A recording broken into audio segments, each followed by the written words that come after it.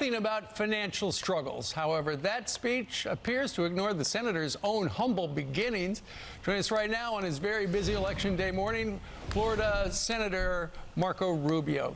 Senator, good morning to you. Good morning. Thanks for having me on. I don't know exactly what she's talking about because I have heard you tell your story about how your dad was a bartender, your mom was a chambermaid, and you had very humble beginnings. Yeah, I think most Americans have the story that they were raised by people that work with their hands and work for a living on an hourly basis. I think that's a great part of the American story. I think the big difference in America is between the people who go into public service or become successful and remember that, and the people who become successful and forget that.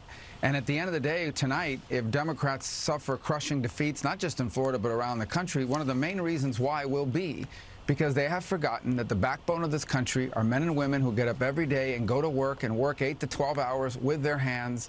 And they've forgotten these people. They're telling these people that the climate Paris Accord is more important than lower gas prices for them. They're telling these people that giving people a third and a fifth chance who've committed crimes is more important than their safety and security. They're telling people that being compassionate to people that enter our country illegally is more important than securing our border and keeping drugs off our streets. And so when you tell people that over a sustained period of time, and then on top of that, you roll out a bunch of Hollywood actors and musicians and celebrities and whatever to make fun of them, these people are going to react to that, and they're going to find out today who really matters in America. Well, you know, and something's been going on down in Florida. I was down in Florida on Friday, heard from a lot of people. A lot of Republicans did early voting and mailed in their votes. A lot of Republicans historically, though, show up today. So we'll see in the end how it all turns out. But I've been reading a lot about these preliminary polls that have shown that, for instance, Ron DeSantis, also a Republican down there in Florida, he's on the verge of winning Miami-Dade County.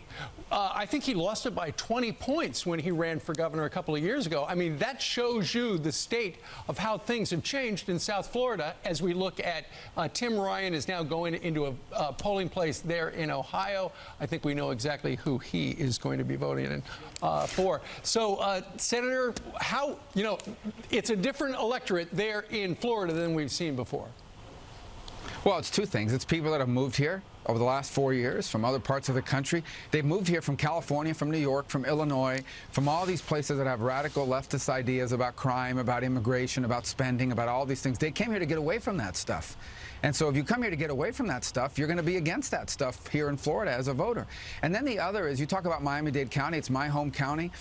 This is a county, you know, we've got wealthy people here, of course we do, but we've got a lot of working class people, a lot of small business people who were the ones that paid the biggest price during the pandemic. It was their kids that couldn't go to school when they wanted to keep schools closed. Luckily, they opened here very quickly compared to the rest of the country. They were the ones that you know, are paying the high gas prices. They're the ones that are struggling to find anyone to work in their small businesses. They're the ones that are getting hit with inflation. And the people in charge keep telling them none of that matters. What's important is, you know, we have electric cars. What's important is, you know, we never drill for oil again and buy it from Saudi Arabia and Venezuela and stuff like that. So I think you've seen a shift in the people here simply because the Democratic Party and their ideals have become so hostile. Marco Rubio joining us today. Ultimately, you're here. You want to get out the vote.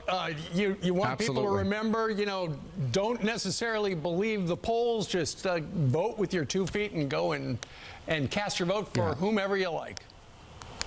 Yeah, the polls try to predict who you're going to vote for if you go vote, but if you don't go vote, it won't matter. So you need to go out and vote. If you're watching this now, don't believe this stuff. If you don't vote, none of that stuff's going to matter. All right, Marco Rubio, good luck. Thank you very much, sir. Thank you. You bet. Thanks.